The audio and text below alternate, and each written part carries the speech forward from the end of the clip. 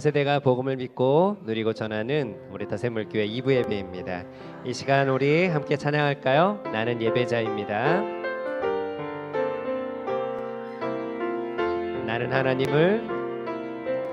나는 하나님을 예배하는 예배자입니다.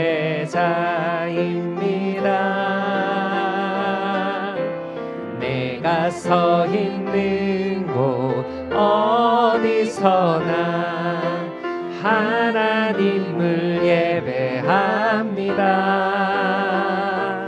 내 영혼 거룩한 은혜를 향하여 내 마음 완전한 하나님 향하여 이곳에서 바로 이 시간 하나님을 예배하. 우리 다시 한번 고백합니다. 나는 하나님을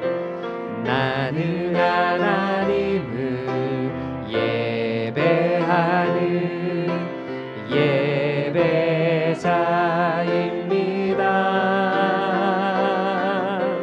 내가 서 있는 곳 어디서나 하나님을 예배합니다. 내 영혼 거룩한 은혜를 향하여 내 마음 완전한 하나님 향하여 이곳에서 바로 이 시간 하나님을 예배하. 내 영혼 거룩한 은혜를 향하여 내 마음 완전한 하나님 향하여 이곳에서 바로 이 시간 하나님을 예배합니다.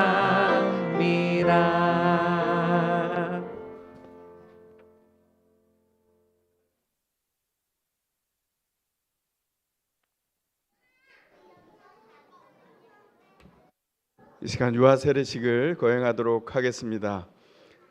나 유한 이루다 두 가정의 부모님들, 우리 나중원 형제님, 장영실 자매님, 이민국 형제님, 송지혜 자매님 앞으로 나와주시기 바랍니다.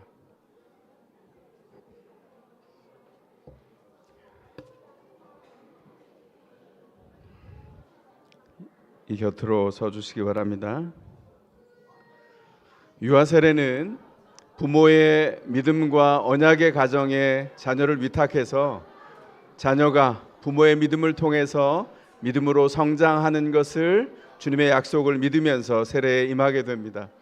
자녀는 어떤 의식도 믿음에 대한 고백도 할 수 없으나 하나님께서 부모에게 담아주신 하나님의 변치 않는 은혜와 그 약속과 언약에 기대 부부가 성장하는 과정에서 우리의 자녀가 믿음으로 성장할 것을 믿습니다. 이 시간 유아 세례에 앞서서 유아 세례 서약을 부모가 하도록 하겠습니다. 오른손을 들어서 서약의 손을 들어주시길 바랍니다. 가능하겠어요? 예, 유한이가 앞을 보고 있네요. 자, 제가 지금 묻는 질문에 아멘으로 또렷하게 답해 주시기 바랍니다. 부모된 여러분은 나 유한 이 루다가 예수 그리스도의 피로 씻음과 성령의 새롭게 하는 은혜를 받아야 할 것을 믿습니까? 부모된 여러분은 지금 완전히 이 자녀를 하나님께 바치고 겸손한 마음으로 하나님의 은혜를 의지하며 친히 경건한 모델이 되기를 힘쓰며 그리스도 안에서 믿음으로 양육하시겠습니까? 마지막으로 묻습니다. 부모된 여러분은 지금 나 유한 이 루다를 하나님의 뜻에 따라 양육하며 하나님께서 전도자로 부르실 때라도 순종하시겠습니까? 아멘. 이제 손을 내려주시기 바랍니다. 이제 더샘물 언약 가족들에게 묻겠습니다. 여러분들 오른손을 들어서 서약의 손을 들고 질문에 신중하게 답변해 주시되 아멘으로 답변해 주시기 바랍니다. 더샘물 가족에게 묻습니다. 이 언약의 가정들에 주신 자녀 나 유한 이 루다를 더샘물 가족의 자녀로 여기며 양육의 공동 책임을 지시겠습니까? 아멘. 아멘 했습니다. 이제 손을 내리시겠습니다. 이제 유아 세례를 베풀도록 하겠습니다. 요 앞으로 나와 주시고 이렇게 앞을 와 주시고 네네. 이제 세례를 베풀 때 함께 기도에 참여해 주시기 바랍니다. 주 예수를 믿는 이의 자녀 나 유한에게 내가 성부와 성자와 성령의 이름으로 세례를 주노라. 아멘. 아멘. 아이고 차분해서 감사합니다. 주 예수를 믿는 이의 자녀 이 루다에게 내가 성부와 성자와 성령의 이름으로 세례를 주노라. 아멘. 기도하시겠습니다. 사랑의 아버지 하나님, 두 자녀가 믿음의 가정에 주께서 허락한 약속대로 심겨져 믿음으로 살아가는 것을 저희가 보기를 소원합니다. 두 가정의 믿음을 공급하시고 하나님의 은혜로 먼저 앞서가시며 모든 생활이 그리스도의 은총과 그 은혜를 고백하며 풍성해지기까지 어떤 환난과 어려움 속에서도 기쁨을 잃지 아니하고 약속을 의지하는 분투를 계속해가며 믿음의 경주를 계속해가는 부모가 되어서 그 슬하에서 믿음을 배우며 하나님을 알아가며 언약의 자녀로 성장해 가도록 나 유한과 이 루다를 친히 인도하여 주시옵소서. 주의 은혜에 온전히 맡겨드리며 공동 양육에 참여한 모든 더샘물의 가족에게도 슬하에 준 자녀를 향하여 동일한 은혜가 임하기를 또한 간절히 사모할 때에 예수 그리스도의 이름으로 기도하옵나이다. 이제 우리 나 유한과 이 루다가 더샘물의 유아 세례 교인 된 것을 주님의 이름으로 공포합니다. 이제 약속의 행진을 할 텐데요. 우리 양 목자님 나와 주시기 바랍니다. 잠깐 대기해 주세요. 여기 서세요. 여기 서세요. 앉지 마시고. 제가 자꾸 행진에 욕심이 멀어가지고 너무 오랜만에 하거든요. 우리 코로나 때 못했어요. 자, 이 선물은 두 가정이 잘 세워가라는 선물인데 아래쪽에는 신구약 이야기 성경입니다. 숙제가 되겠죠. 입이 닳도록 계속 성경을 읽어주라는 뜻입니다. 선물 드리겠습니다.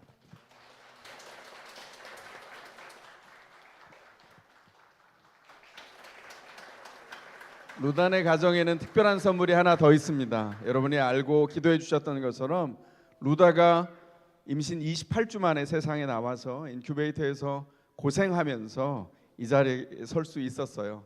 많은 성도님들 기도해 주셨는데 그 중에 한 11분 정도가 함께 참여해서 아기 이불을 기도하시면서 만들어 주셨어요.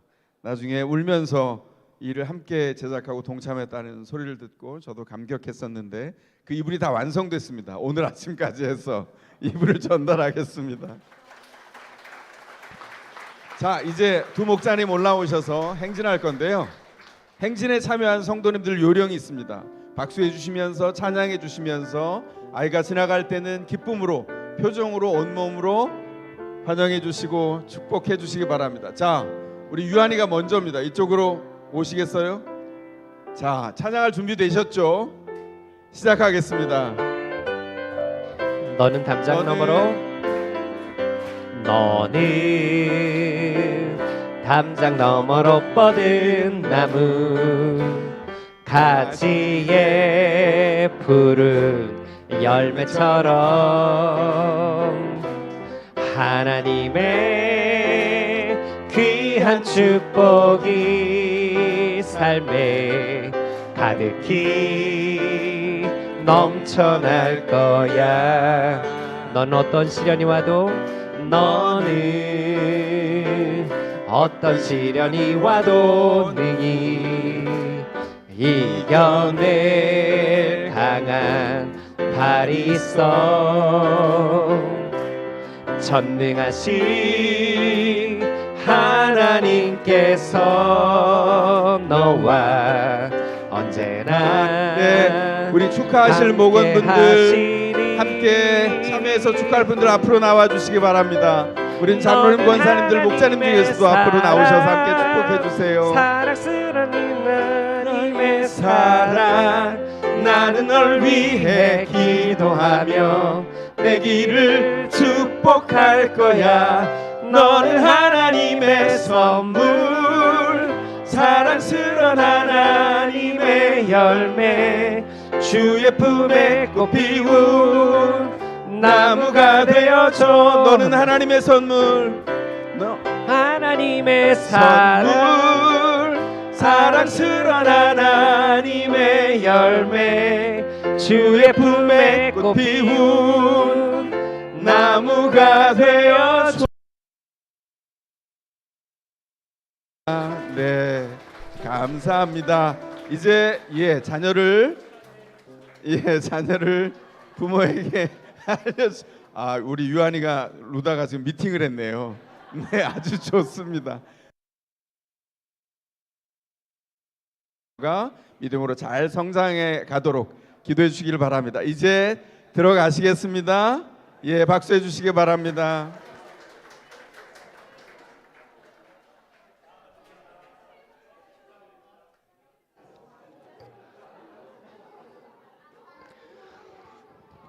우리 자녀들이 우리 품에 선물로 온 것은 가장 중요한 특권이자 우리가 믿음으로 수고할 노동의 이유입니다. 하나님께서 믿음 안에서 견고하게 아이들을 키워가는 것을 성경에 약속하셨고 우리가 현실에서 봅니다. 그 은혜가 두 가정에게 이제는 우리에게 허락한 자녀들에게 있기를 바라면서 시선을 자녀들에게 두고 우리 축복하겠습니다. 엄마 아빠의 사랑 함께 찬미합니다. 엄마 아빠의 사랑 한빈 현빈, 엄마 아빠의 열매 기홍태규, 하나님 주신 그 사랑으로 널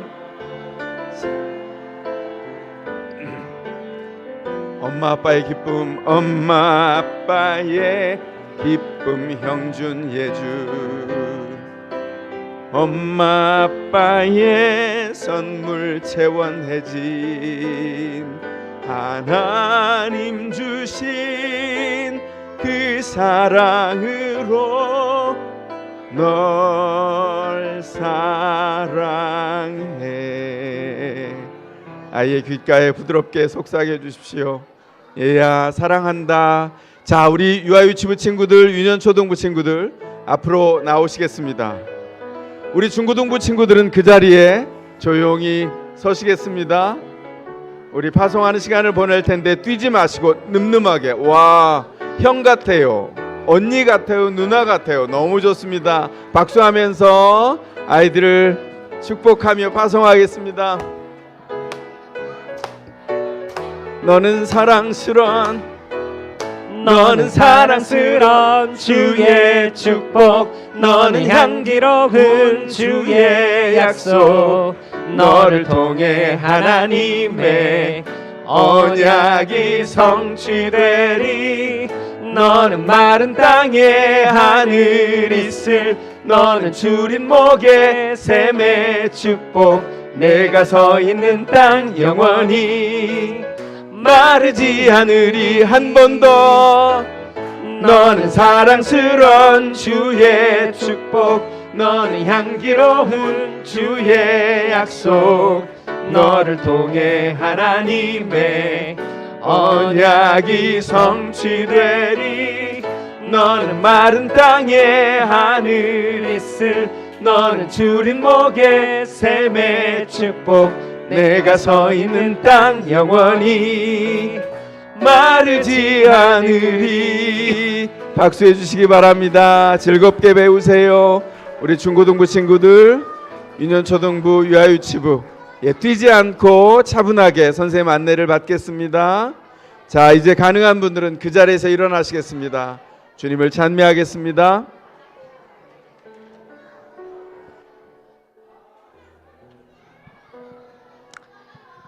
네, 우리 자리에 함께 일어나셔서 이 시간 찬양할 때 주님이 아닌 다른 무엇을 더 사랑하는 우리의 욕망과 우상을 내려놓고 주 앞에 고백하며 나가도록 하겠습니다. 내가 주인 삼음,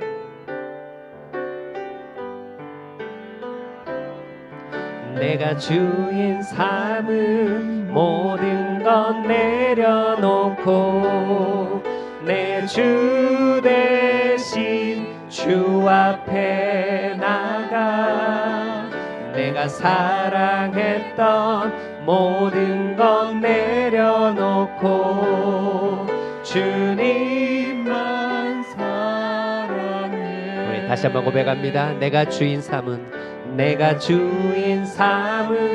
모든 것 내려놓고 내 주 대신 주 앞에 나가 내가 사랑했던 모든 것 내려놓고 주님만 사랑해. 주 사랑 거친 풍랑에도 깊은 바다처럼 나를 잠잠케 해. 주 사랑 내 영혼의 반석 그 사랑 위에서. 우리 처음부터 다시 한번 고백합니다. 내가 주인 삼은 모든 것 내려놓고 내 주 대신 주 앞에 나가 내가 사랑했던 모든 것 내려놓고 주님만 사랑. 다시 한번 고백합니다. 내가 주인 삼은 모든 것 내려놓고 내 주 대신 주 앞에 나가 내가 사랑했던 모든 것 내려놓고 주님만. 주 앞에 진실한 고백이 되게 앞서 주 사랑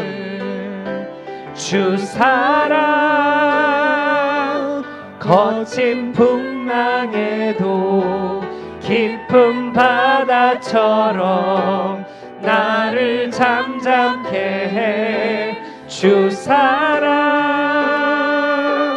내 영혼의 반석 그 사랑 위에. 주 사랑 거친 풍랑에도 주 사랑 거친 풍랑에도 깊은 바다처럼 나를 잠잠케 해. 주 사랑 내 영혼의 반석 그 사랑. 우리 한 번 더 고백합시다. 주 사랑 거친 풍랑에도 주 사랑 거친 풍랑에도 깊은 바다처럼 나를 잠잠케 해. 주 사랑 내 영혼의 반석 그 사랑 위에서. 그 사랑 위에 서리. 그 사랑 위에. 한 번 더 고백합니다. 그 사랑 위에. 그 사랑 위에 서리. 아멘. 연약한 우리지만 우리를 새롭게 하시는 우리 보혈의 능력을 우리 함께 찬양하기를 원합니다. 6월절 어린 양의 피로.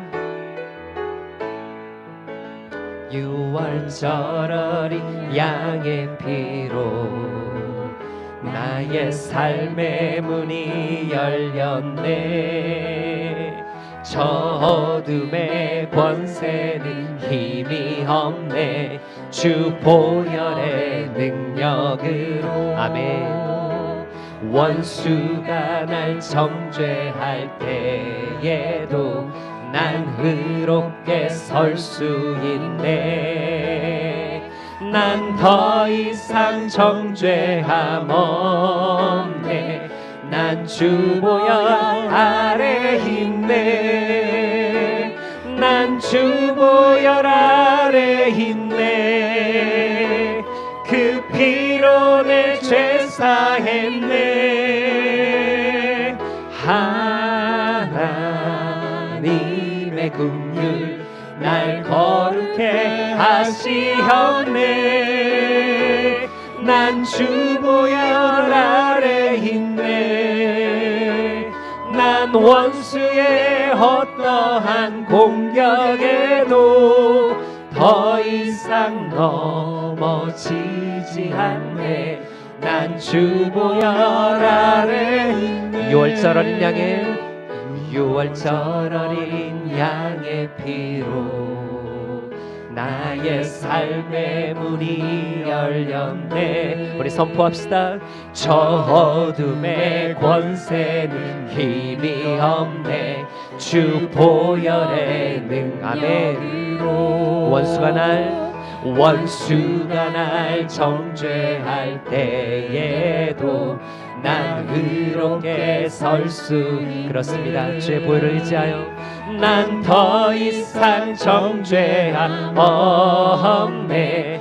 난 주 보혈 아래 있네. 난 주 보혈 아래 있네. 그 피로 내 죄 사했네. 하나님의 긍휼 날 거룩해 하시었네. 난 주 보혈 아래 있네.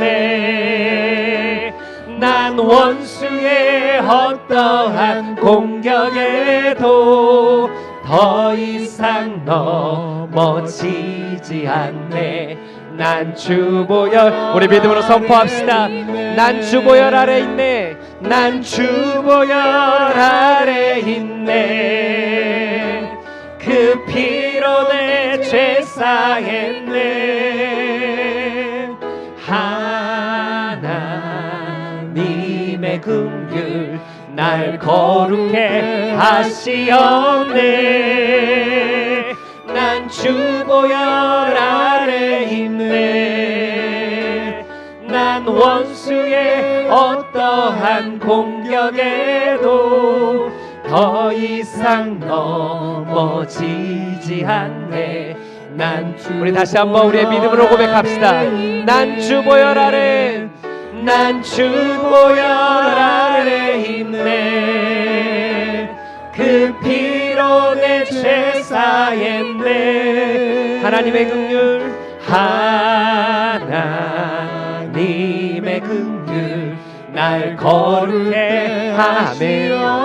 난 주 보혈, 난 주 보혈 아래 있네. 난 원수의 어떠한 공격에도 더 이상 넘어지지 않네. 난 주 보혈 아래 있네. 더 이상 넘어지지 않네. 난 주 보혈 아래 더 이상 넘어지지 않네. 더 이상 넘어지지 않네. 난 주 보혈 아래 있네. 최후 승리를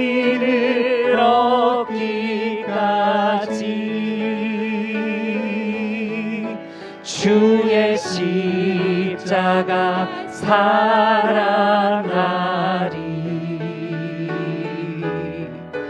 빛난 멸류가 닿기까지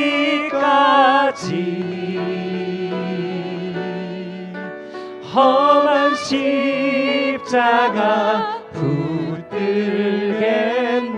최후 승리를 얻기까지, 최후 승리를 얻기까지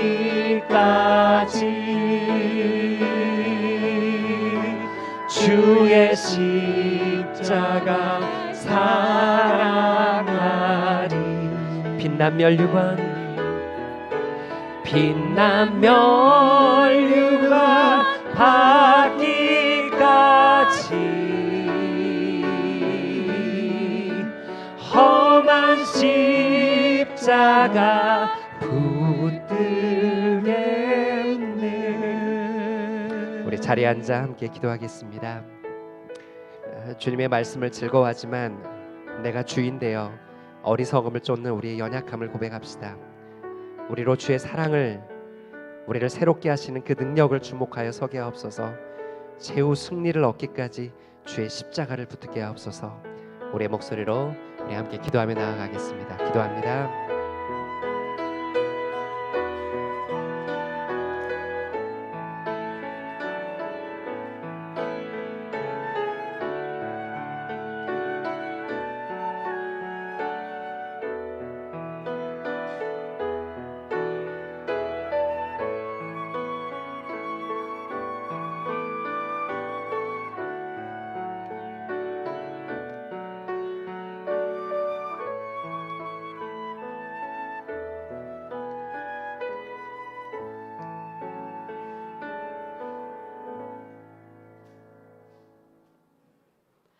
지혜로 하늘을 만드시고 물 위에 땅을 펴 놓으신 하나님, 온 세상을 창조하시고 다스리시는 하나님 아버지 앞에 나와 예배하게 하심을 감사드립니다. 낮과 밤을 만드시고 우리에게 어김없이 일주일이라는 시간을 허락하셔서 매주 주일 이 시간에 함께 예배할 수 있게 하심에 감사드립니다. 특별히 오늘은 두 가정에 주신 귀한 자녀들에게 유아 세례를 베풀며 더샘물의 모든 성도가 다음 세대를 향한 하나님의 약속을 기억하게 하심을 감사드립니다. 주님을 경외하는 자에게 주님의 사랑이 영원까지 이르고 자손 대대에 이를 것임을 믿음으로 고백합니다. 약속을 영원히 잊지 않으시고 한결같은 사랑을 베푸시는 하나님, 우리와 우리의 자녀들이 주님만을 의지하며 살아가기를 기도합니다. 동탄에 더샘물 교회를 세우신 하나님, 우리가 하나님의 은혜를 다시 기억하고 회복하게 하시고 더샘물 교회를 통해 복음의 맛을 경험하고 누리며 새로운 가족들을 세워갈 수 있도록 인도해 주십시오. 목장 공동체가 건강하게 세워지게 하시고 몸과 마음의 치유가 필요한 성도들에게 찾아오셔서 예배를 통해 회복되게 하시며 은혜와 평강을 누리게 하시길 기도합니다. 섬기는 예수 제자를 기르기 위해 더샘물 학교를 세우신 주님, 믿음의 다음 세대가 견고히 자라게 하시고 동탄 지역의 기독교 교육이 확장되기를 기도합니다. 오늘 목사님을 통해 선포되는 하나님의 말씀을 통해 예수님을 더 알게 하시고 복음의 맛을 누리는 더샘물 교회가 되기를 기도합니다. 주님을 찾는 자를 기뻐하시고 한결같은 사랑을 베푸시는 예수 그리스도의 이름으로 기도합니다. 아멘.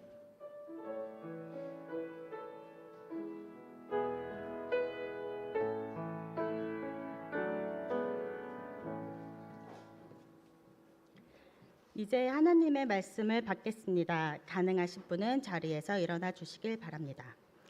오늘 하나님이 우리에게 주시는 말씀은 로마서 7장 14절에서 25절까지입니다. 이제 스크린을 보시며 함께 응답해 주시기 바랍니다. 다 함께 하나님의 말씀을 귀 기울여 들으시기 바랍니다.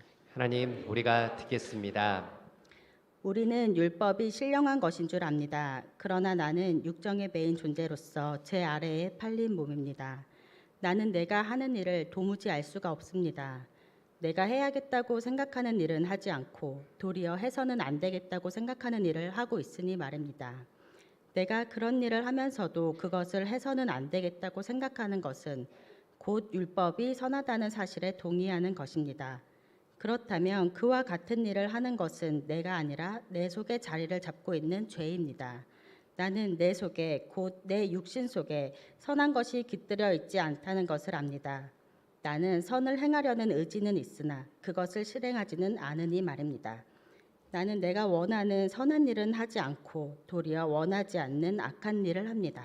내가 해서는 안 되는 것을 하면 그것을 하는 것은 내가 아니라 내 속에 자리를 잡고 있는 죄입니다. 여기에서 나는 법칙 하나를 발견하였습니다. 곧 나는 선을 행하려고 하는데 그러한 나에게 악이 붙어 있다는 것입니다. 나는 속사람으로는 하나님의 법을 즐거워하나 내 지체에는 다른 법이 있어서 내 마음의 법과 맞서서 싸우며 내 지체에 있는 죄의 법에 나를 포로로 만드는 것을 봅니다. 아, 나는 비참한 사람입니다. 누가 이 죽음의 몸에서 나를 건져주겠습니까? 우리 주 예수 그리스도를 통하여 나를 건져주신 하나님께 감사를 드립니다. 그러니 나 자신은 마음으로는 하나님의 법을 섬기고 육신으로는 죄의 법을 섬기고 있습니다. 이것은 하나님의 말씀입니다. 아멘. 하나님 감사합니다. 우리가 받겠습니다. 이제 자리에 앉으시겠습니다. 안녕하세요. 네, 이 시간은 우리 더샘물교회 허락하신 귀한 은혜를 함께 나누는 시간입니다. 오늘 두 번째 시간인데요. 오늘은 우리 유신미 자매님 이 자리에 모셨습니다. 반갑습니다. 정말 감사해요. 정말 어려운 걸음 하셨을 텐데. 많이 떨리네요. 우리 자매님은 더샘물교회에 언제부터 함께 하시게 되셨나요? 제가 여기를 19년도 5월쯤에 왔었는데요. 정말 더샘물교회 물처럼 흘러왔었던 것 같아요. 전에 이제 이 교회에 다른 교회 다니시던 이제 목사님이 계셨었는데 그때 이제 VIP로 교제를 하고 있었는데 그것도 이제 꾸준히 하던 게 아니라 이제 한 7년 동안 뭐 만났다 안 만났다 이런 식으로 오랫동안 만나셨네요. 네. 근데 교회는 나가기 싫고 근데 목장은 또 재밌고 해가지고 그렇게 나가다가 이제 한 7년 정도 그렇게 썸 타듯이 교제를 했으면 나가봐야 되지 않겠나 해가지고 오게 됐어요. 교회에 대한 첫 인상은 어떠셨어요? 처음에 이제 교회를 들어가면은 예배를 마치면 무조건 이제 등록을 하라고 하시잖아요. 근데 이제 이 교회에서는 이제 그런 것에 대해서 부담을 주지 않으셔가지고 되게 편하게 왔었던 기억이 있어요. 그리고 이제 두 번째는 아이를 좀 사랑하는 교회, 아이를 많이 사랑하는 교회라는 인상을 좀 받았었는데 저희 이제 그때 아이가 4살이었었는데 이 교회에 왔을 때 되게 인상 깊었던 부분이 이제 올리브 블레싱이랑 네. 가족 언약 설교 내용이었어요. 네, 근데 네. 이제 올리브 블레싱 할 때 이제 모든 아이들이 다 앞에 나와서 이제 있을 때 이제 다른 모든 부모님들이 다 같이 기도해 주시고 네. 이렇게 축복해 주시는 모습을 보면서 되게 감명이 깊었었고 아이들이 시끄럽다고 해가지고 이렇게 쫓아내거나 분리하는 게 아니라 네, 다 같이 앉아서 그렇게 네, 예배 네. 드리는 모습이 너무 좋더라고요. 네. 이제 교회에 처음 등록을 하면 생명의 삶 수업이 네, 무조건 생명의 삶 필수 과정이죠. 네.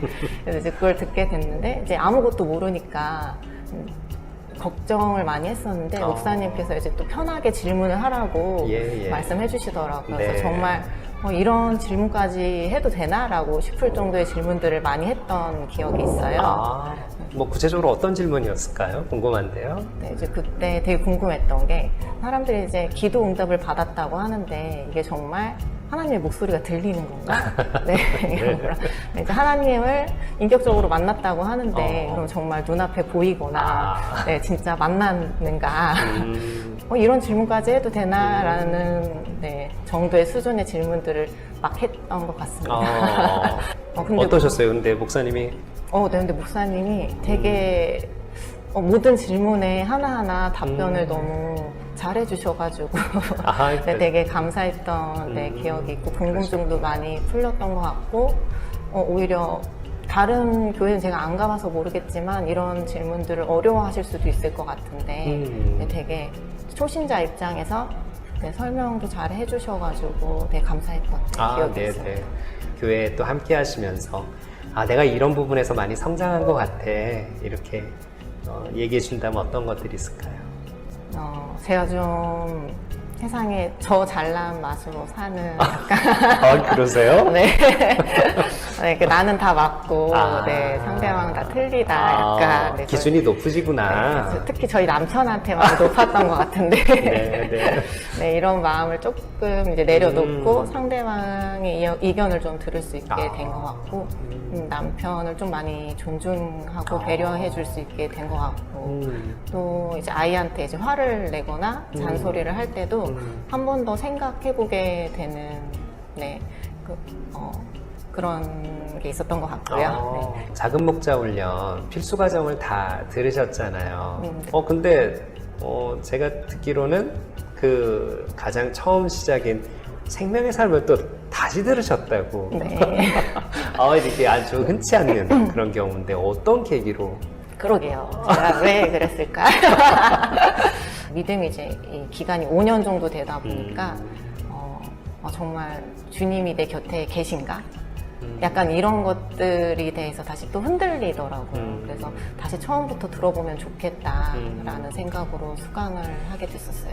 네. 그러시구나. 예전에 제 생각이 많이 이제 나더라고요. 그리고 이제 다른 분들의 모습을 보면서 이제 그분의 마음도 좀 이해가 되고, 네, 그분이 어떤 상황일지, 어떤 마음일지 되게 공감이 많이 되어서 지금은 이 시간이 좀 어렵고, 네, 이제 하나님이 진짜 계신지 잘 모르겠고, 네, 이런 나눔들도 힘들고 하셨을 것 같은데, 그냥 이 더샘물 교회 안에서, 이제 이 믿음 안에서 우리 가정이 조금 더 나아지고 있다면 이 더샘물 교회 안에 있는 이 시간이 참 괜찮은 시간이 아닐까 이렇게 느끼셨으면 좋겠다는 생각을 좀 해봤고요. 그분도 이제 저처럼 시간이 좀 많이 지나면 이 자리에 이제 계시지 않을까 다음번에 네. 라는 생각을 해봤습니다. 네. 생명의 삶 다시 들으시면서 함께 하시는 분들도 기도하면서 또 이렇게 참여하시는 네. 다시 한번 다들 생명의 삶 다시 들으시라고 강추합니다. 강추할 것 같은데. 지난 시간 이렇게 오시면서 더샘물 교회는 나에게 땡땡땡이다. 만약 이렇게 표현한다면 어떤 말씀을 하고 싶으세요? 네. 더샘물 교회는 팀앱이다. 팀앱? 네. 그 내비게이션 팀앱 말씀하시는 거예요?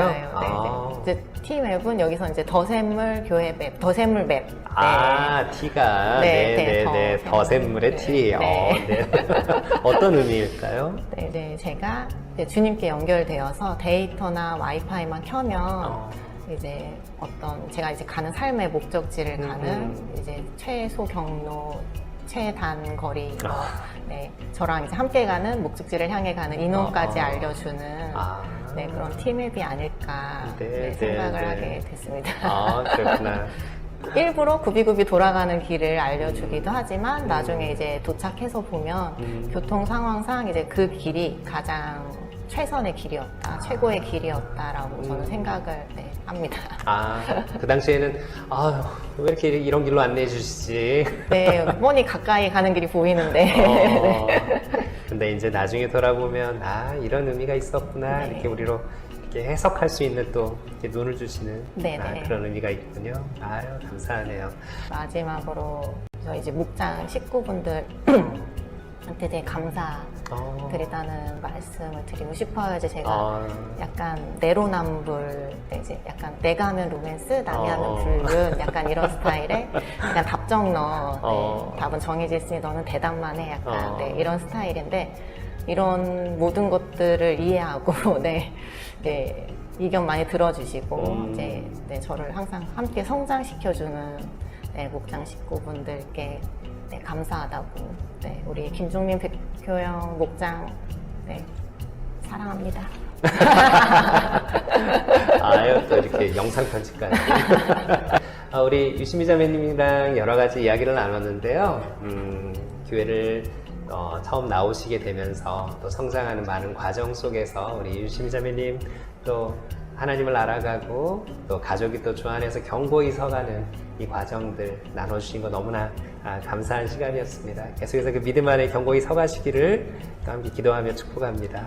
네, 여러분 또 함께 해주셔서 감사합니다. 안녕.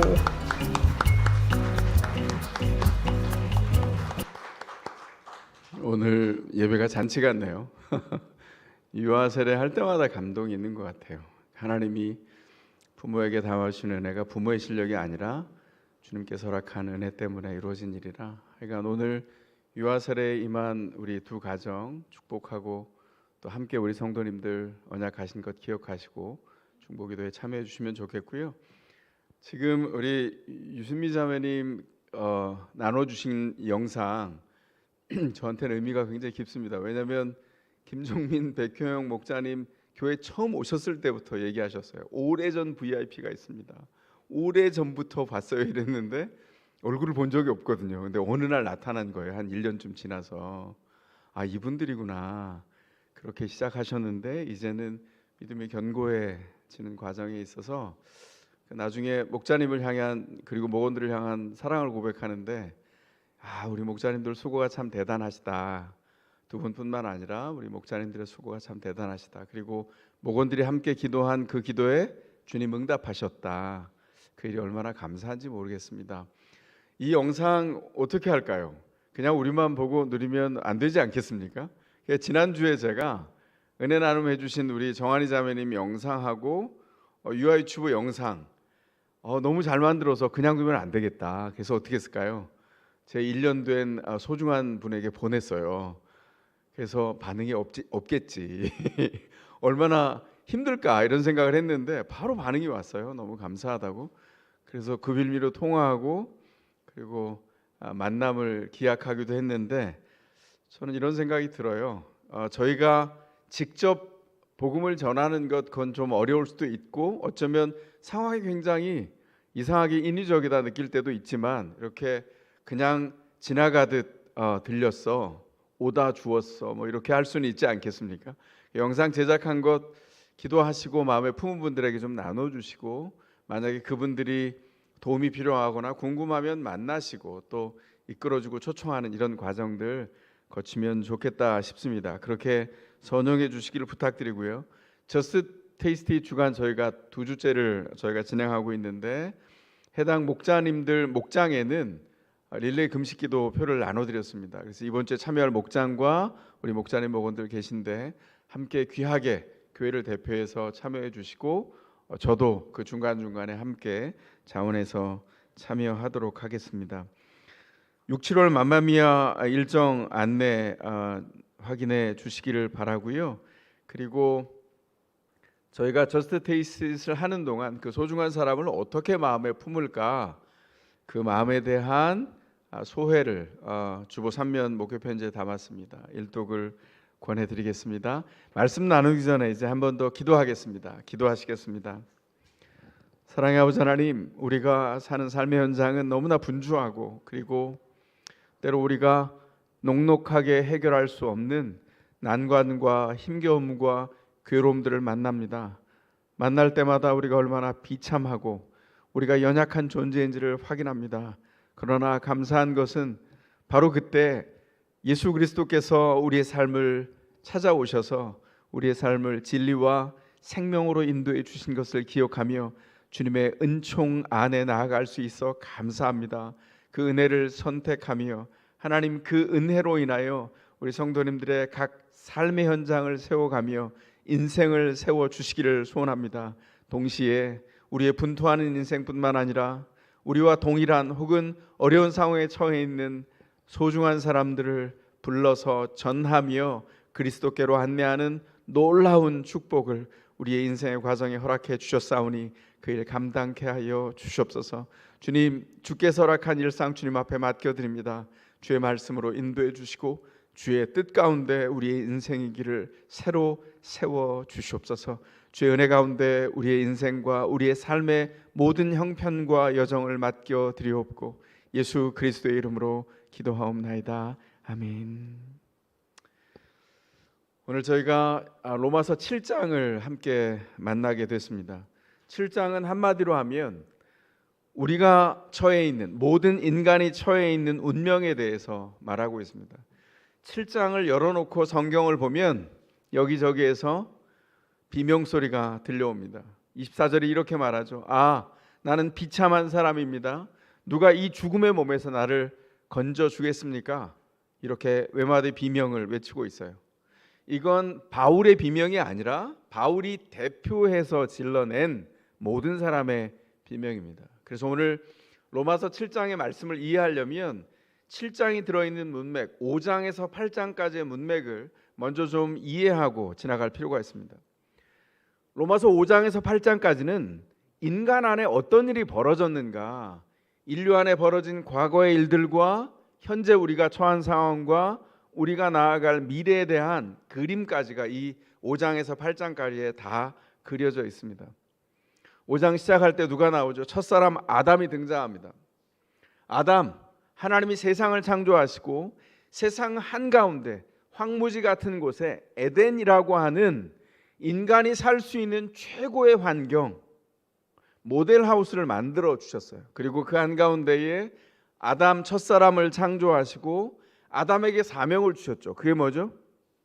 에덴을 가꾸고 에덴을 풍성케 하는 정원지기 역할을 맡겼습니다.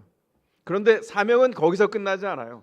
아담의 원래 사명은 그 모델하우스에 있는 하나님의 놀라운 창조물들을 가꾸면서 하나님의 창조 세계를 감탄하고 그 모델하우스를 이제 그 정원 바깥, 에덴 바깥으로 에덴과 같은 땅을, 황무지를 에덴과 같은 땅으로 만들어가는 사명이 아담에게 있었죠. 그런데 어떤 일이 벌어졌죠? 여러분, 에덴 바깥에 에덴이 확장된 것을 성경에 본 적이 있나요? 없습니다. 왜냐하면 아담은 그 사명을 감당하기 전에 넘어졌어요. 유혹을 받았고 죄가 들어왔고 그는 그 인생이 꼬꾸러진 실패를 맛봤습니다. 그 아담의 실패 이야기에서 멈추면 우리가 이 성경을 나눠가는 게 의미가 없겠죠. 하나님이 멈추지 않았어요. 아담은 멈추었으나 하나님은 그 사랑을 멈추지 않고 실패한 인간 세계 안에 들어오셔서 구원하시는 하나님의 영광스러운 나라를 창조하셨습니다. 그래서 5장에서 8장까지 하나님의 창조에서 구원의 완성에 이르기까지 죄와 육신의 문제와 사망에 이르는 우리의 운명과 거기에 머물지 않고 구원케 하시는 하나님의 은혜가 다 담겨 있고요.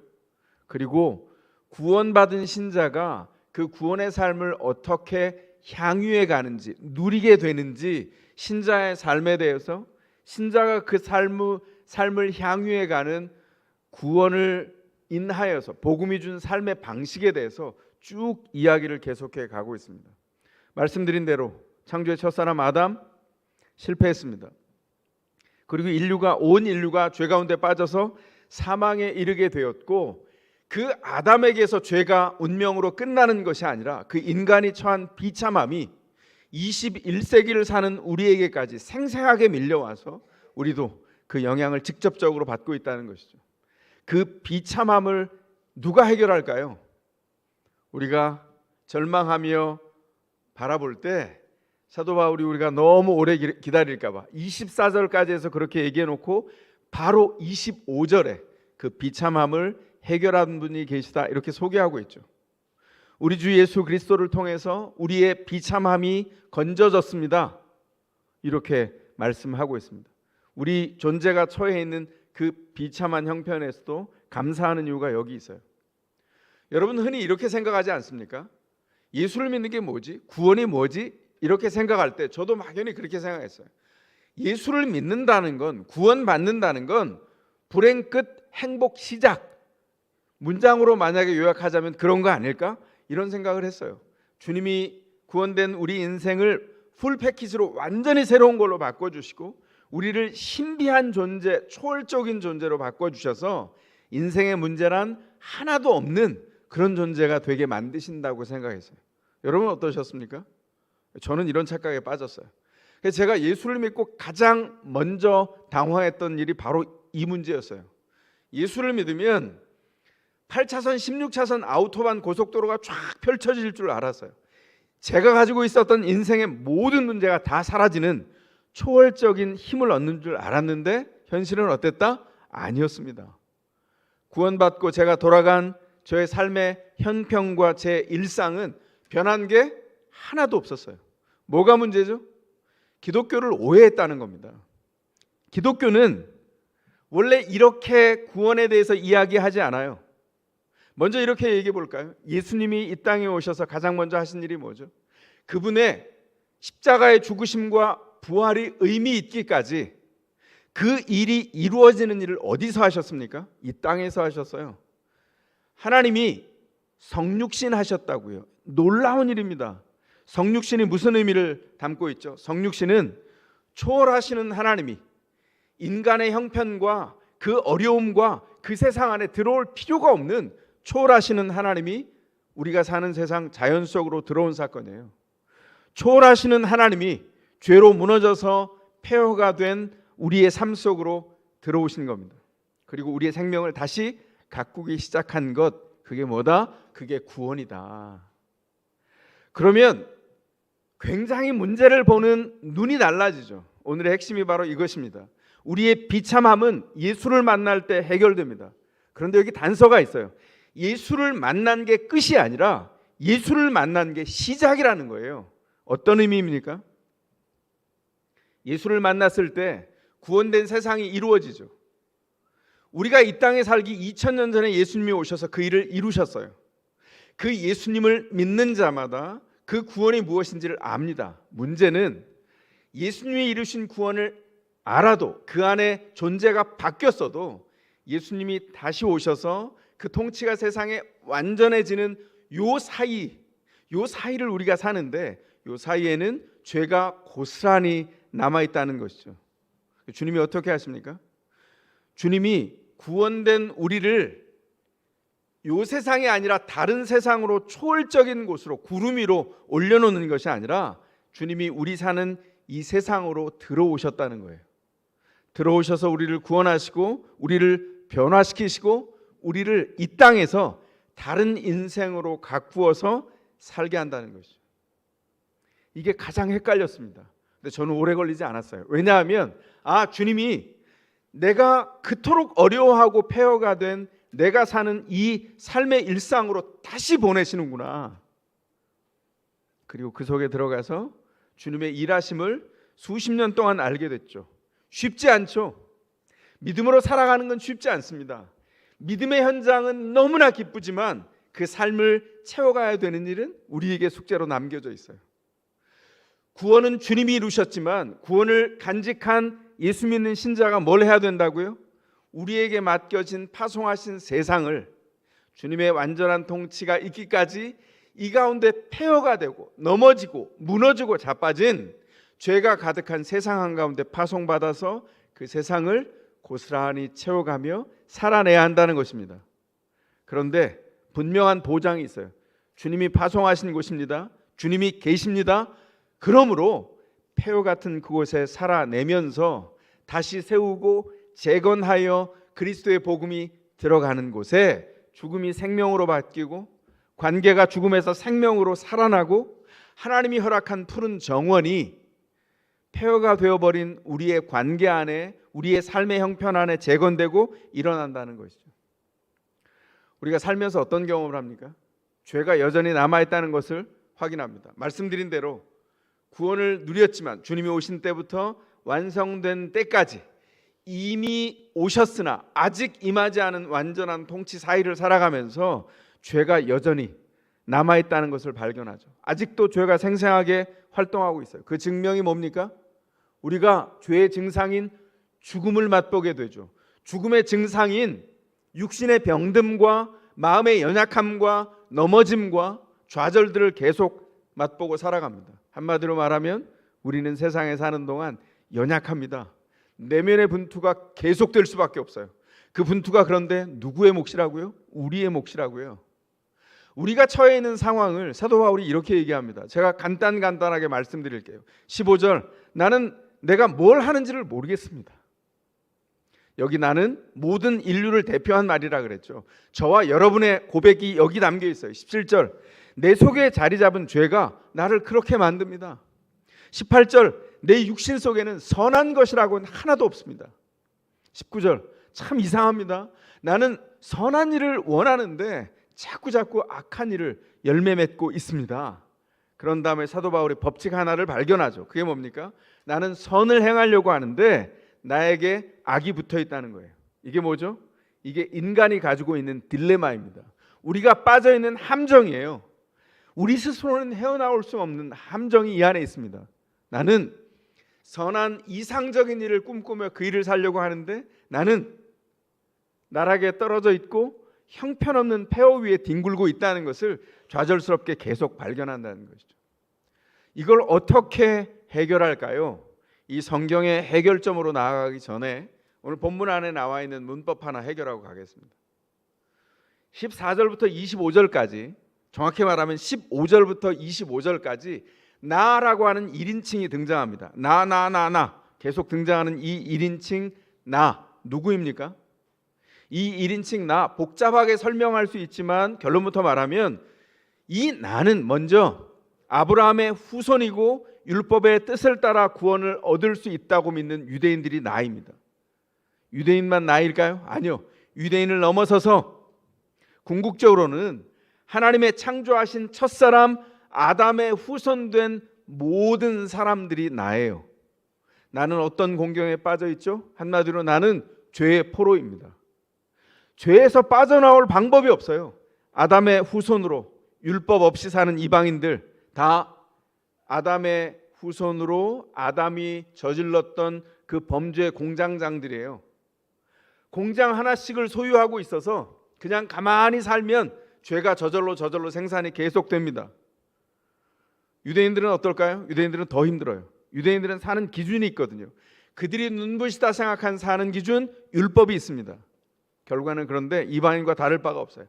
원하는 것은 율법을 준수하는 하나님이 원하는 삶이지만 현실은 죄를 계속해서 생산하는 너무나 형편없는 삶의 열매를 거두며 살아가요. 율법을 계속 어기면서 아담의 길을 따라가고 있죠. 유대인들이 더 괴로운 이유가 뭐죠? 율법이 있어서 기준이 분명히 있기 때문에 삶의 열매가 그 반대편에서 대조된 삶의 열매가 너무 고통스럽습니다. 율법이 뭘 약속했죠? 7장 10절에 보면 생명을 약속합니다. 율법을 성실히 지키면 생명을 누리고 어기면 죽는다고 이스라엘에게 계속 반복적으로 경고했어요. 율법을 약속으로 받고 선물로 받고 땅도 선물로 받았어요. 그런데 어떻게 됐죠? 유대인들은 그 율법을 지킬 능력이 없고 율법의 반대편에 있는 죄의 길을 가다가 그 주신 땅에서 추방당해서 바벨론 포로로 잡혀갔습니다. 아담이 에덴 동산을 지키며 이제 그 동산을 모델하우스로 그 황무지에 나아가 생명으로 개척할 사명을 가졌지만 하나님의 경고와 계명들을 어겼기 때문에 에덴 동산에서 추방됐거나 된 거나 똑같아요. 무슨 일이 벌어진 겁니까? 지금 계명이 있어서 에덴 동산에서 추방된 게 문제인가요? 율법이 있어서 율법 때문에 삶이 불행해졌습니까? 아니라고 성경이 말하죠. 뭐죠? 한마디로 하면 죄의 결과예요. 아담 때부터 그 죄의 결과를 먹고 마시고 유대인이 되어서 하나님의 율법을 받았어도 약속 안에 선택된 민족이어도 여전히 고스란히 똑같이 죄의 결과를 손에 받아 쥐고 있다는 겁니다. 그래서 바울이 24절에서 말합니다. 새로 번역하면 이래요. 나는 죄에 팔린 존재, 죄의 포로입니다. 나는 비참한 사람입니다. 나는 모든 것을 다했어요. 그러나 백약이 무효합니다. 나는 벼랑 끝에 매달려 있습니다. 거기 나를 위해서 뭐라도 해줄 사람 아무도 없나요? 비명을 지르고 있어요. 율법을 바르게 이해하고 자기 자신을 정직하게 보게 되면 직면하는 게 있죠. 인생이 비참하다는 결론에 이를 수밖에 없어요. 땅바닥에 내동댕이 쳐진 그 비참한 자기 인생을 받아들이지 못한다면 복음의 영광도 맛보기가 어렵습니다. 누가 그런 말을 했죠? 정직은 비참합니다. 정직하게 자신을 보는 일은 끔찍한 일이에요. 왜냐하면 너무나 비참한 모습이기 때문이죠. 그런데 여러분 기억하세요. 그게 어떤 특별한 일을 만난 나 하나의 문제가 아니라 그 일은 연원을 거슬러 올라가면 죄의 문제였다는 거예요. 해결되지 않은 죄의 문제였다는 겁니다. 비참한 자신을 보는 사람, 그 비참한 자기를 대면할 때 예수 그리스도의 구원이 얼마나 절실하고 절절한지를 발견하게 되죠.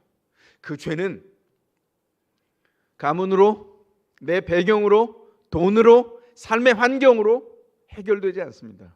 이건 또 다른 특별한 은혜가 필요하죠.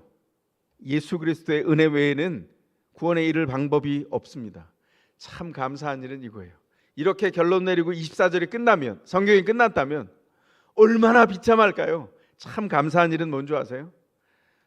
사도 바울이 그 인간의 문제를 알고 답답해하는 우리를 향해 25절에 바로 대답을 합니다. 하나님 감사합니다. 답이 있습니다. 예수 그리스도께서 할 수 있고 예수 그리스도께서 하셨습니다. 마음과 생각은 하나님을 섬기고 싶어 하나 죄의 힘에 끌려서 전혀 다른 일을 하는 모순 가득한 우리의 삶에 오셔서 하나님이 모든 것을 바꾸시고 새롭게 세워 주셨습니다. 이게 25절의 내용입니다. 여러분들은 어떻습니까? 이미 이루신 구원과 아직 이루어지지 않은 완전한 통치 사이를 살아가면서 별별 경험을 다 했을 겁니다. 저도 그렇습니다. 예수를 믿고 얼마 지나지 않은 때에, 제가 대학을 다닐 때 일입니다. 대학 다닐 때 몸으로 얻은 교훈 하나가 있어요. 제가 기숙사에서 대부분 생활했는데 여느 때처럼 아침에 일어나서 샤워실에 들어가서 샤워를 하다가 사건이 하나 생겼습니다. 왜냐하면 그 샤워실이 좀 오래된 시설이었거든요. 낡았어요. 샤워를 하고 있는데 그만 낙엽 떨어지시듯, 아무런 충격을 주지 않았는데 낙엽 떨어지듯 세면대가 뚝 떨어졌어요. 세면대가 와삭하고 다 깨졌죠. 세면대만 깨지면 좋았겠는데 제 발등도 함께 깨졌습니다. 그래서 오른쪽 발등 엄지발가락으로 가는, 여러분 확인할 거예요. 엄지발가락으로 가는 인대가 가장 강력하고 두껍습니다. 그런데 그 인대가 끊어지고 말았어요. 응급실에 가서 봉합 수술을 하고 기부스를 했습니다. 그리고 한참 지난 다음에 기부스를 풀던 날을 잊을 수가 없어요. 기부스를 풀던 날 의사 선생님이 저를 앞에 앉혀놓고 나지키 단언하셨어요. 발가락을 움직여 보세요 이래요. 남자 선생님이신데. 그래서 제가 움직여 봤죠. 그러고는 안 움직여요. 그래서 이렇게 선생님을 보니까 안 움직여집니다 이렇게 말씀하세요. 그래서 이분 뭐 하시는 거지? 어떻게 이해해야 되지? 그러고 있는데 나지키 말씀을 이어가셨어요. 자, 그러니까 처방대로 하세요. 그래야 발가락을 쓰게 됩니다. 하루에 최소 2번 발가락을 바라보면서 명령을 하세요. 그리고 시간 날 때마다 양말 속에, 신발 속에 감춰져 있는 발을 생각하면서 이렇게 명령해야 됩니다. 그리고 나지키 말씀하셨어요. 움직여라, 움직여라. 그러면 안 움직일 겁니다. 또 이렇게 말씀하세요. 어떻게 하라는 거지? 그랬더니 그래도 계속하세요. 명령하는 동시에 힘껏 발가락을 움직이려고 노력하셔야 됩니다. 그러면 언젠가 움직입니다. 이렇게 말씀하세요. 참 신비한 처방 아닙니까? 제가 돌아와서 어떻게 했을까요? 선생님 말씀은 들어야죠. 성실하게 지켰습니다. 그래서 발가락을 향해서 나지키 선생님이 저에게 하신 것처럼 조용히 속삭였죠. 움직여라, 움직여라. 아무리 해도 발가락이 꿈쩍도 하지 않았습니다. 하루 지나고 일주일, 3주, 6주가 지난 어느 날 제가 움직여라, 움직여라 그렇게 안간힘을 쓰고 있는데 저는 인간의 발에 전기가 흐르는 걸 그때 알았습니다. 발끝이 찌릿하더니 엄지발가락이 움찔했어요. 끔찍하고 움직였습니다. 그때 누군가가 봤다면 몰랐을 거예요. 움직이긴 뭐가 움직여 이랬을지 모르는데 저는 느꼈어요. 꿈쩍하고 움직였어요. 이야, 그 미세한 움직임은 6주 만에 일어난 변화인데 저한테는 기적이었습니다. 그리고 12주가 되었을 때 발가락은 정상이 되어서 움직이기 시작했어요. 제가 왜 이 말씀을 나눌까요? 신자가 사는 방식도 딱 이와 같다는 겁니다. 우리가 예수를 믿을 때 구원받았죠. 구원받고 태어났어요. 그러나 구원받고 태어난 것은 마치 아기가 태어난 것과 같아요. 아기가 태어났을 때 사람의 역할을 합니까? 아니요. 사람의 역할을 하는 일을 위해서 부모가 돕는 것처럼 우리가 사람으로 태어났어요. 예수를 믿고 구원받았어요. 그러나 아직 죄의 권세와 죽음의 형벌이 계속 우리를 짓누르고 있어요. 신자로 태어났지만 신자로 활동은 아직 못하고 있습니다. 그때 하나님이 명령하라 하시죠. 움직여라, 움직여라. 우리가 주님이 오실 때까지 할 일이 뭐다? 구원받은 이후에 할 일은 바로 이것입니다. 움직여라, 움직여라. 그리고 안간힘을 쓰며 믿음의 현장으로 이끌어 가시는 주님께서 우리로 파송하신 현장에서 생명을 향하여 가고 생명이 채워지게 하신 하나님의 약속을 충만하게 채워가는 겁니다. 이제 돌도 지나지 않은 아이를 보고 이 아이가 성장해서 걷고 뛰는 성인이 보이십니까? 안 보이죠. 그러나 보는 사람들이 있어요. 부모가 봅니다. 이 아이 왜 기저귀 채우죠? 얘가 언젠가 설 거를 알기 때문입니다. 왜 젖을 먹이죠? 성장할 걸 알기 때문이에요. 땀을 뻘뻘 흘리며 아기는 젖을 빨고 그리고 버둥거리면서 몸을 뒤집고 서고 뒤뚱거리고 걷고 뛰기 시작하죠.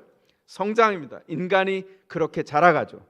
부모가 신뢰하여 믿는 것처럼 구원받았을 때 딱 아이가 태어나는 것과 똑같아요. 제가 수많은 청년들을 상담하는데, 그리고 결혼에 대해서 안내를 받는데 이런 질문을 받습니다. 아니, 예수 믿어야 결혼하는 게 맞잖아요. 그렇죠. 그러면 제 배우자감이 어느 정도가 돼야 제 배우자로서 결혼할 수 있습니까? 제가 쉬지 않고 0.5초 만에 이렇게 대답했어요. 사람으로 태어나기만 하면 됩니다. 사람이 아니라 코끼리, 기린, 하마, 코뿔소로 태어나면 결혼할 수 없어요. 사람으로 태어나야 돼요. 신자가 되어야 합니다를 얘기한 겁니다. 무슨 말씀인지 아시겠어요? 신자가 된다는 것, 그것은 하나님이 신자로 자랄 수 있도록 그 가능성을 그 안에 다 담아주셨다는 거예요. 여러분 돌아보세요. 여러분은 신자입니까? 그리스도로 인하여 사람으로 태어나셨어요? 묻고 싶어요, 정말. 교회를 오래 다닌 것과 문화로 인하여 다닌 것은 예수 믿는 게 아니에요. 예수를 믿는다는 건 교회를 오래 다닌 것이 아니라 예수 그리스도가 아니면 내 삶을 세울 수 없다는 것에 절망하는 겁니다. 내가 스스로 아무것도 할 수 없다는 절망을 가지고 주님 앞에 나오는 거예요. 주님이 제 삶의 주인이신 걸 몰랐습니다. 제가 제 삶을 바꿀 수 있다 생각했어요. 그런데 아니었습니다. 일어나도 넘어지고 있는 것 같은데 아무것도 없는 것을 발견합니다. 주님 도와주세요. 주님이 내 삶의 주인이시고 주님이 구원자십니다. 그것을 고백하는 사람이 신자죠. 그 신자로 태어난 사람, 하나님이 어떻게 하실까요? 그를 신자로 살 수 있도록 선물을 주시죠. 처방을 주셨어요. 뭐라고요? 움직여라, 움직여라. 이렇게 말씀하고 계신다는 거예요.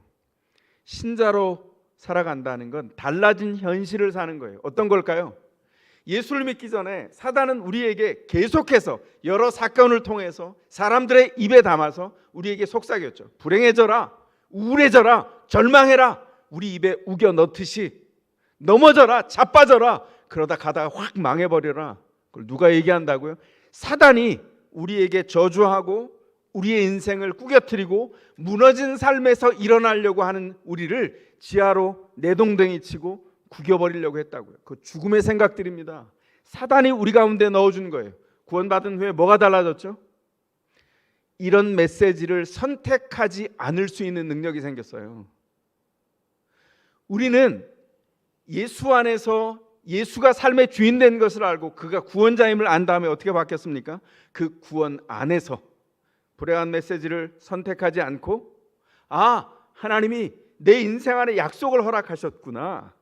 폐허인 이곳도 주님이 바꾸어 가신데 누굴 통해서? 여기 파송된 나를 통해서. 그리고 움직여라, 움직여라 계속해 가는 동안 그 포기하지 않는 삶의 현장을 주님이 바꾸어 주셨어요. 이 비참한 사람의 운명에서 벗어날 수 있도록 우리를 원천적으로 바꿔 주셨다고요. 신자가 되셨습니까? 이제 이 능력이 생겼습니다. 어떻게 할까요? 이 능력을 써야 합니다. 비참한 사람을 벗어 던지고 이제 바뀌어진 삶에 걸맞도록 이 능력을 써야죠. 이제 기부스 벗었잖아요. 예? 봉합 다 끝났잖아요. 그럼 어떻게 한다고요? 일어나 걸을 수 있도록 엄지발가락이 움찔하는 정도가 아니라 인생 전체가 불가능했는데 가능성으로 바꾸어 주셨으니 움찔해야죠. 신자의 머리여 움직여라, 움직여라. 신자의 팔이여, 다리여, 심장이여 움직여라. 이미 살아갈 수 있도록 바꾸어 주셨거든요. 예수가 삶의 주인입니까? 구원자십니까? 여러분의 인생은 다 고쳐졌어요. 불가능해 보였던 우리 인생 전체를 주님이 이미 다 고쳐 놓으셨다고요. 이제 살아내야 하는 겁니다. 말씀드린 것처럼 움직여라, 움직여라. 계속 포기하지 않고 끊임없이 하나님의 은혜에 기대서 그 은혜 속으로 들어가야 돼요. 비참하게 느꼈던 그 과거를 내려놔야 합니다. 제가 충격적으로 들었던 20대 후반에 들었던 말씀이 있어요. 70이 넘은 어르신이 그땐 70 그러면 굉장히 멀어 보였거든요. 70이 넘은 어르신이 그때만 해도 70이면 이제 다 살아가신 인생이었어요. 한참 전이니까. 10대 때 받은 상처를 70에도 끙끙대며 살아가는 것을 보았다. 이 얘기를 듣는데 야, 인생이 뭔가 그런 생각을 하게 됐습니다. 인생은 그런 겁니다. 그런데 바뀌었다니까요. 그 비참함에서 비참함 너머에 계신 그리스도가 우리의 생애를 바꿔두셨어요. 어떻게 할까요? 그 비참함 너머에 있는 예수 그리스도를 누려야 합니다. 무너지고 파괴된 우리 인생의 정원에 우리를 다시 파송하셔서 치워 가꾸자, 세워가자. 초록이라고는 아무것도 없는 곳에 인생의 봄이 오기 시작합니다. 초록이 채워지고 꽃이 피고 하나님의 온전한 은총이 그 안에 담겨요. 기가 막힌 일이 우리 가운데 벌어지고 있다는 겁니다.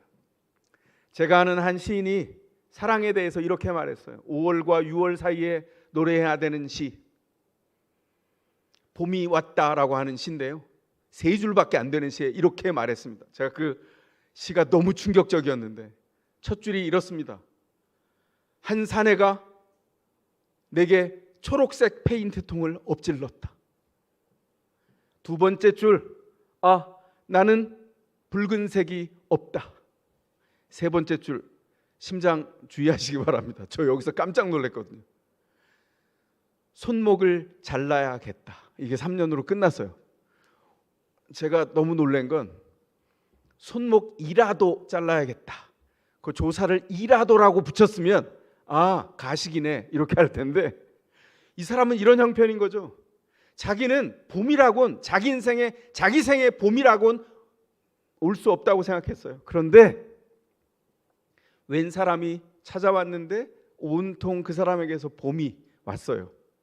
자기는 힘이 없어요 아직. 그런데 봄이 왔다면, 진정한 봄이 되려면 그 사랑의 반응은 붉은색 꽃이 피어나야 되죠. 근데 자기한테는 붉은색이라고는 없어요. 어떻게 해야 된다고요? 손목을 잘라서 그 피로 응답해야 되겠다 이렇게 말하는 거예요. 사랑은 알았어요. 아직 응답할 힘은 없어요. 이걸 만약에 그리스도 안에 들여온다면 이렇게 말할 수 있겠죠. 안 잘라도 돼. 네 안에 붉은색 줬다.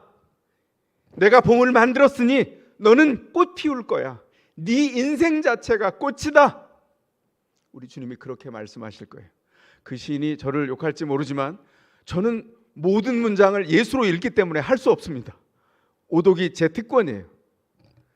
우리에게 주신 하나님의 특권이 그리스도 안에서 이미 완성됐다고요. 비참함을 넘어설 수 있어요. 무너졌습니까? 다시 세우셨어요. 단지 아직 그 세워진 것을 보지 못할 따름입니다. 그 파송된 곳에서 파괴된 것에 푸른색을 채우시고 푸른색을 채워가신 그리스도 안에서 붉은 꽃을 피워가시길 바랍니다. 분명한 것 단언컨대 말씀드립니다. 우리는 예수 그리스도께서 이루신 회복을 보고야 말 것입니다. 예수 그리스도의 은혜가 여러분 모두의 것입니다. 믿으십니까? 그렇다면 이제 누리시기 바랍니다. 어떻게 해요? 움직여라, 움직여라. 움직이지 않는 곳을 향하여서 움직여라, 움직여라. 주님의 그 탄원을 담아내면서 움직여갈 때 주님의 능력이, 이미 와 있는 능력이 우리를 변화시켜서 우리의 삶의 현장에 생명을 불어넣으실 겁니다. 그 온전한 주의 은혜를 누리시기를 주의 이름으로 축원합니다. 가능하신 분들 그 자리에 일어나시겠습니다. 주님을 찬미하겠습니다. 우리가 파송된 그 형편없어 보이는 그 일상이 위대한 하나님의 선물입니다. 나를 보내사 서게 하신 곳, 가장 귀한 곳이 바로 이곳이라. 내게 주신 곳 광야와 같아도 믿음과 소망 가지고 최선을 다하리. 나의 작은 삶 주께 드릴 때 나의 삶을 통해 주 영광 받으리. 내게 맡기신 가장 귀한 이곳 감사와 순종으로 오늘을 살리라. 나의 일상을 통해 하나님께 영광을, 나의 일상을 통해 생명의 복음을, 내게 맡기신 이곳 나를 부르신 곳에 하나님의 나라가 이루어지길 원합니다. 나의 일상을 통해, 나의 일상을 통해 하나님께 영광을, 나의 일상을 통해 생명의 복음을, 내게 맡기신 이곳 나를 부르신 곳에 하나님의 나라가 이루어지길 원합니다. 이 시간 성도들이 드린 헌금의 봉헌 기도와 축도를 이어가겠습니다. 기도하겠습니다. 사랑의 아버지 하나님, 우리의 비참한 형편 가운데 주님, 아무것도 주님 잃을 것이 없는 완벽하신 주님께서 인간의 몸을 입고 이 땅에 오셔서 우리의 형편 한가운데로 오셔서 구원하시고 파괴된 우리의 폐허가 된 모든 것을 새롭게 하신 그 은혜와 구원의 은총을 베풀어 주셨습니다.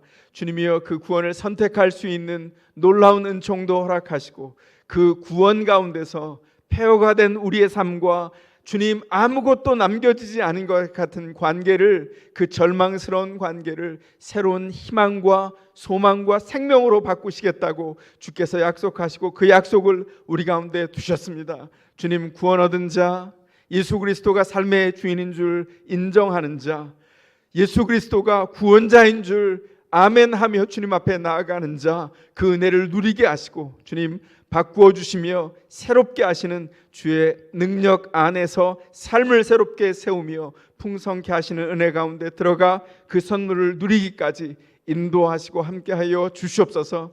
주님이 주신 것, 공급하신 것, 주님 죄가 우리에게 준 것 이제는 쓰지 않겠습니다. 주님이 우리에게 공급한 선한 것 중에 일부를 떼어 주님 앞에 헌금하며 주일헌금과 감사헌금과 11조와 비전헌금과 아버지 하나님 주님 앞에 하나님의 온전한 은총이 드러나기를 사모하며 마음까지 드린 모든 성도들의 물질 가운데 함께해 주시고 우리의 작은 것을 드려 위대하신 하나님 나라가 이 땅에 펼쳐지기까지 주의 은혜로 친히 일하여 주시며 파송하신 각 형편 안에서 하나님의 은혜와 공급과 함께하심을 경험토록 친히 역사하여 주시옵소서. 지금은 우리를 구원하시는 예수 그리스도의 놀라우신 구원의 은혜와 그 아들을 보내시기까지 사랑하신 그 무한하신 성부 하나님의 사랑하심과 우리 가운데 계셔서 하나님의 사람으로 죄 한가득인 세상을 생명으로 채워 주를 따라 살게 하시는 성령 하나님의 교제케 하심과 내주하심과 이끌어 주시는 놀라운 은혜가 오늘 주님 앞에 나와 주님의 은혜와 약속의 말씀을 가슴에 끌어안고 주께서 파송하신 일상을 생명으로 채워 살기를 소원하는 모든 주의 사람들의 파송된 일상과 삶의 현장 위에, 모든 형편 위에 지금부터 영원토록 함께 계실지어다. 아멘.